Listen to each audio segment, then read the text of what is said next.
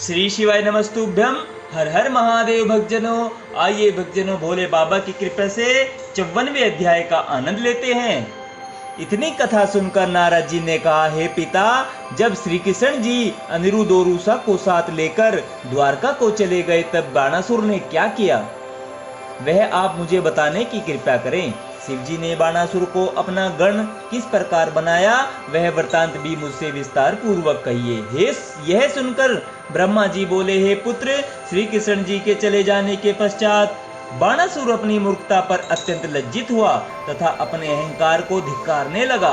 उस समय नंदीश्वर ने बाणासुर के पास पहुंचकर उसे समझाते हुए कहा, हे बाणासुर, तुमने शिवजी के सम्मुख अपने अहंकार का प्रदर्शन किया था, उसी का यह फल तुम्हें प्राप्त हुआ है।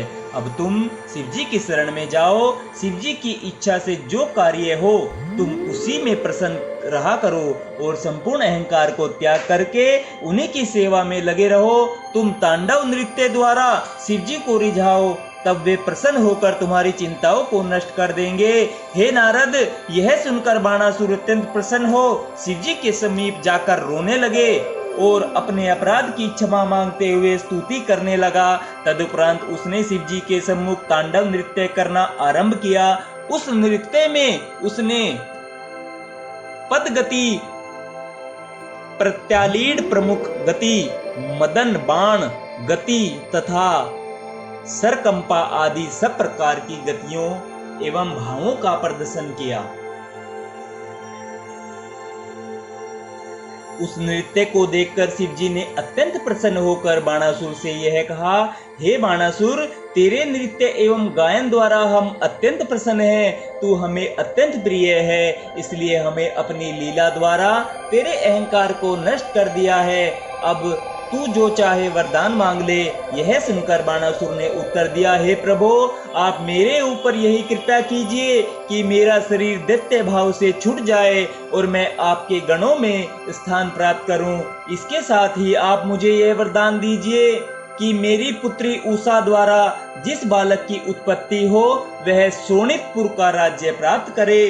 वह बालक देवताओं से कभी भी शत्रुता न करे और मेरे वंश से दैत्य भाव सदा के लिए नष्ट हो जाए। मैं यह भी चाहता हूँ कि मुझे आपकी नवधा भक्ति की प्राप्ति हो और मैं आपके भक्तों में विशेष स्नेह रखूं। हे नारद, इतना कहकर बाणासुर शिवजी के चरणों पर गिर पड़ा। स्नेह की अधिकता के कारण उसके नेत्रों से अश्रुधारा बह निकली और कंठ गदगद हो गया। यह दशा देखकर शिवजी अत्यंत प्रसन्न हो बाणासुर को अपने हाथों से उठाकर हृदय से लगाते हुए बोले, हे बाणासुर, तुम हमारे परम भक्त हो।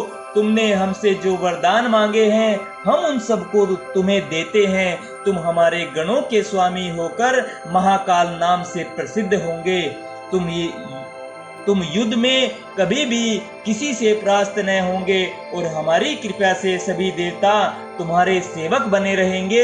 इतना कह शिवजी ने बाणासुर को अत्यंत स्नेहपूर्ण दृष्टि से देखा और उसके मस्तक पर अपना हाथ फेरने लगे। उस समय बाणासुर भी अत्यंत प्रसन्न हुआ तथा महाकाल होकर शिवजी की सेवा में रहने लगा। श्री शिवाय नमस्तुभ्यम। हर हर महादेव। श्री शिवाय नमस्तुभ्यम।